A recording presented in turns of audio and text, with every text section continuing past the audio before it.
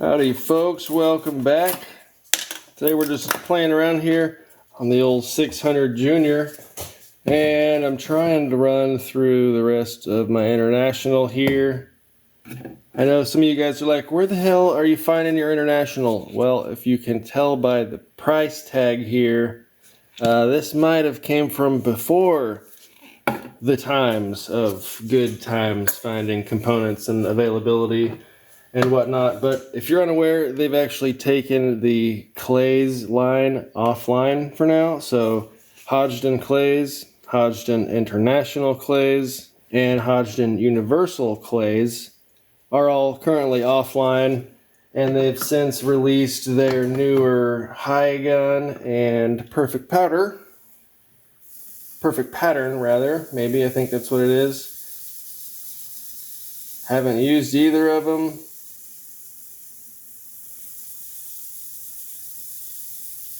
Haven't really heard any accounts of either of them so far, but word around the street is that the High Gun is actually just Tight Group with a new sticker on the bottle.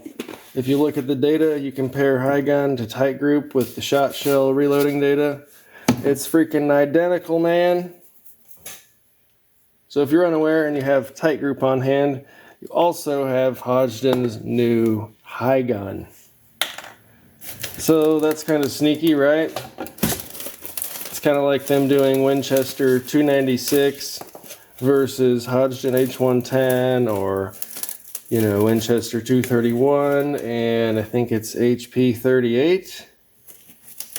Maybe, I always mix up that combination because I've never used 231. Let's see if we can't spill some shot here, because my funnel doesn't actually fit this properly. Oh yeah. We're just using some number 9.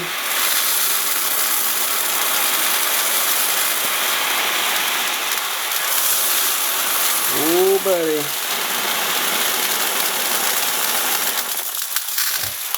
Ooh.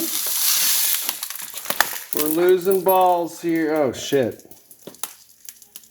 That's too many balls. Settle your balls. Oh, come on. Let's put this baggie down.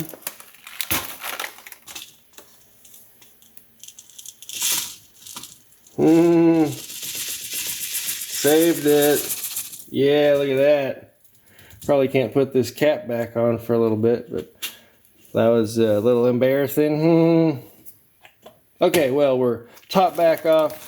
We got some number 9 shot, rocking the Hodgdon International.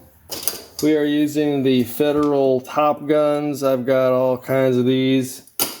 We're using the Claybusters Federal clone of the 12S3. This is the CB211812. What do we got? We've got some Cheddite primers going in there. And we're doing the number 30 powder bushing, approximately 20 grains of international, roughly 1,200 feet per second. So we're just loading up a few of them. Anyways, I think we are pretty well dialed in here on the 600 Junior. This thing runs like a charm. As long as I do my part and don't mix up the order here or forget a wad or something stupid, it works flawlessly. Powder, come on up. We'll come with the wad here. The 12S3, 1 1/8 ounce. There's our number 9 shot. And you can see we're right at the top of the wad, kind of below that crimp, but it actually is going to turn out just fine. So we'll hit it with the pre-crimp. And if you haven't noticed, this little Spindex guy has a little white index mark, so you can watch it align itself. There it turned. And now we have a perfect pre-crimp here. Dang, don't that purdy. And then quickly, final crimp before it opens back up. And that is a perfect 8-point crimp. Apparently, it's supposed to come with a 6-point crimper as well. Mine did not, so I need to contact MEC and ask for that part, because I was trying to load up some 6-pointers and I was like, oh crap, these are not working out. Turns out you need the correct pre-crimping tool that I was not supplied with. But I'm certain the old, what is it, Mayville Engineering Company, I'm sure they would be glad to hook old Dum Dum up. Man, since I got that pre-crimp set up, these are going so smooth. And I wouldn't say that this is like way faster than a load-all, but it feels so much smoother. It just feels smooth, and it's heavy duty, and it's made out of metal. So you know it's a little more robust. It just feels good. It takes up even less space than a load-all, in my opinion. Man, I'm getting excited about how well those crimps are working. I've been playing with this pre-crimp on and off, and it was picky, but now it's just perfect with all these Federals I've been using. So that's good.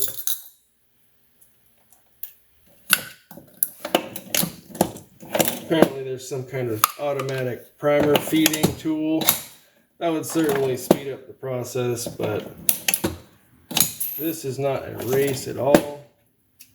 And I don't hunt with the shotgun. I barely shoot any clays or trap or skeet or whatever. I don't even know the difference between those games, other than how to spell them, you know, maybe on a good day. Ooh, see this pre-crimp is ugly. What causes that? Like 1 out of, every 10 still does this.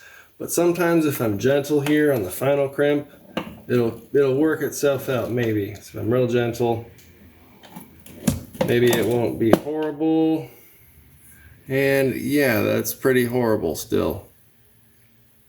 Although it seems like the Benelli runs these pretty well.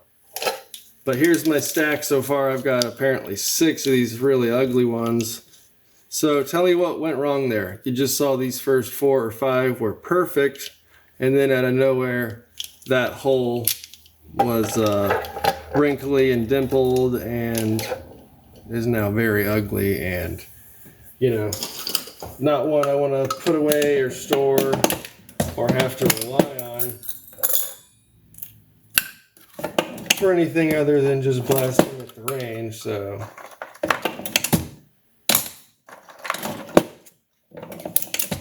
So if anyone knows how to remedy that situation, or is it just a crappy hole? Is that what it is? Is that one perhaps already fired or got stepped on and squished? Because look at this one. This one's perfect. That one is perfect. There's nothing wrong with this, the body of it. And we're going to get a perfect crimp here with no issue. You can see the perfect star. There's no opening, which means we're closed tight enough, and there's no swirling, which means we aren't overdoing it at the same time. So that's perfect on stage 5, the final crimp. But what caused that one of the bodies to collapse or compress or whatnot? Can anyone explain that one to old Dum Dum? Because, I'm here to learn stuff too. And I certainly don't know it all. So, someone tell me how to do it gooder. Do it more gooder, please. But you can see I'm not in any hurry.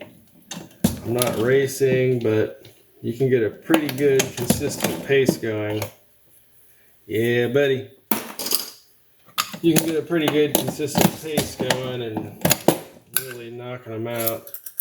I still need to work on my my workflow and where I'm grabbing stuff from.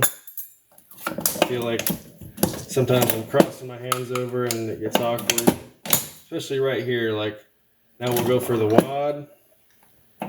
And then I have to like come back here, switch hands while I'm holding it down to hit the shot. And now you're using the shell with your left hand. So, you know, old dummy here is not ambidextrous. He is highly reliant on his strong side. We'll call it a strong side, but I'm pretty clumsy.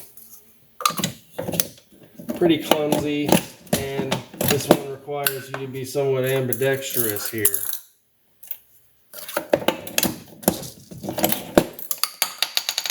So explain that, you know. How am I, like, because right here, I'll show you how it would be weird.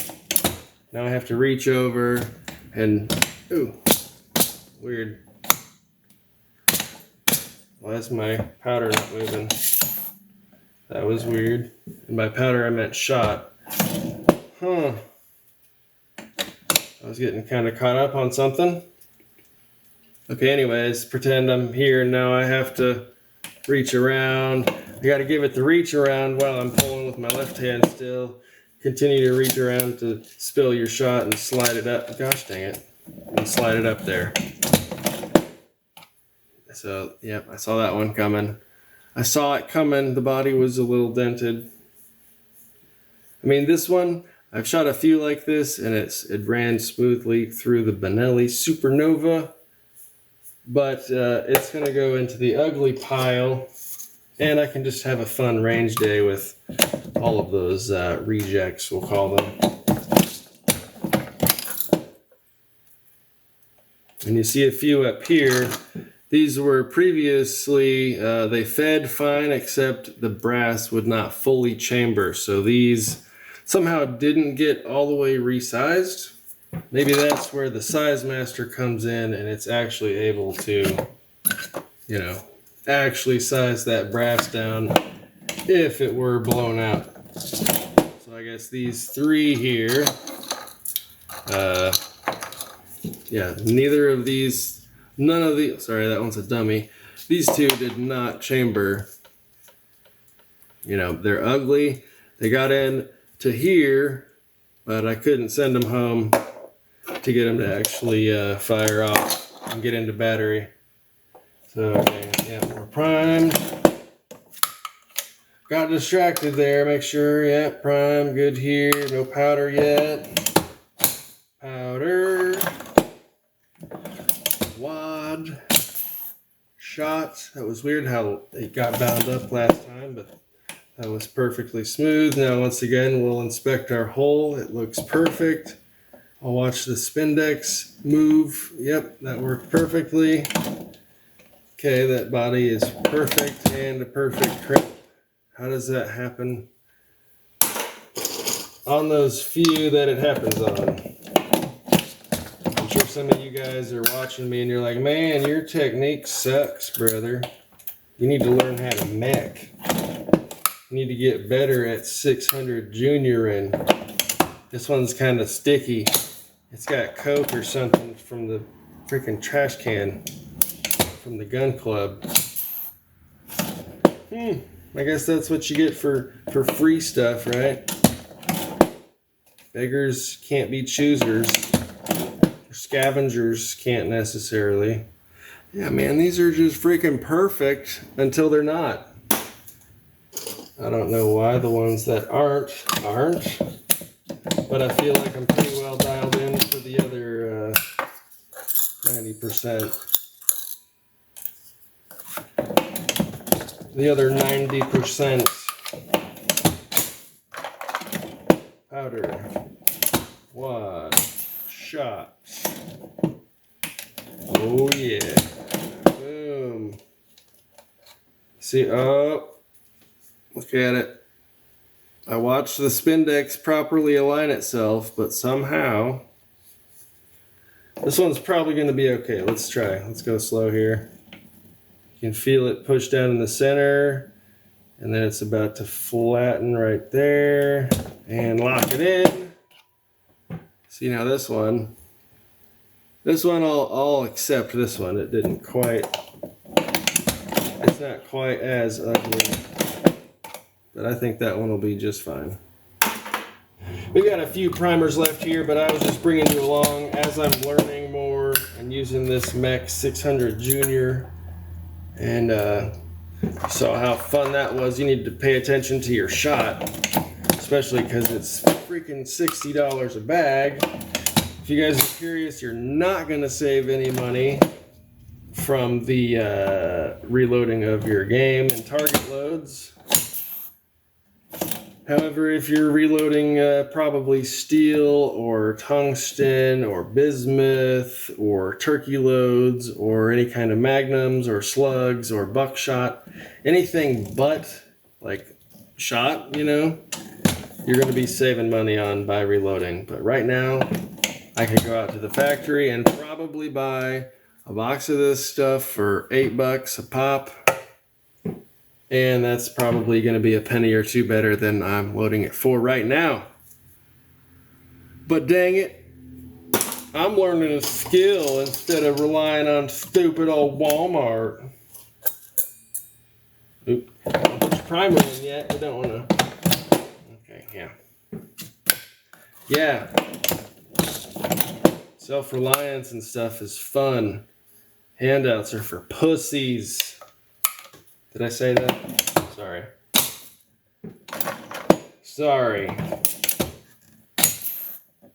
Okay. Alright, see now maybe did one of these balls, like, do they get, you know, built up on one side and they get kind of underneath it so when it tries to crimp or something?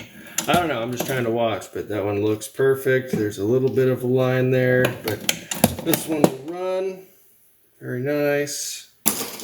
I've got 2 primers left. So yeah, let me know why these ones didn't fully size and why in the heck some of these pre-crimps are crap and why they do that kind of buckling up at the top. I'm sure if these were new or, you know, if I actually picked out the most pristine ones, it would never happen, but I'm still new at this shotgun stuff, especially because I don't hunt really, unfortunately. I need to do that, but whatever, excuses. Anyways, I don't really have a use for a shotgun, so this is just for fun, for having around, because more guns are better than less guns. Know what I'm saying? Know what I'm saying, guys? More guns are better than less guns. Boom, perfect. Last one. Can we make it perfect? Let's inspect our hole here. Yes, yes, Federal 7.5. Yes, 2 3/4, 70 millimeters. What is this European gibberish? I don't know that. So the hole looks good. We should be able to get this final one. Whoa. Not off to a good start here as I try to put in the primer. Final one's going to be 100% though. Look at this. It slides in perfect. Bingo, there's some powder. 12S3 clone. Sha-ta-ta-ta. Pre-crimp, nice and easy. The Spindex did its thing. Oh my god, that looks perfect. That's the best looking one of the day. I lied, it barely started to swirl, but it's perfect, okay? It's great. Don't worry about it.